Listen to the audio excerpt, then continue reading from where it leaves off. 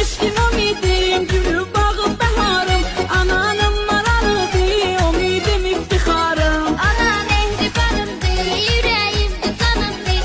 Dünya neye lazım, ana giple kanımdır. Her bakıştan nur saçan hayatımda kardeşim. Zirvelerde uçmağa kanadımdı kardeşim. Ömrümün bir denesi, gözlerimin ışığı. Her zaman bu dünyada dünyamın yaraşığı. Hayatımda yaşayan sırdaşım vardı benim. Şükrola Allah'a ki kardeşim vardı benim. Başım üstte tac olan gecelerde çırağım. Evvel Allah sonradan kardeşimdi dayağım. Her an görərəm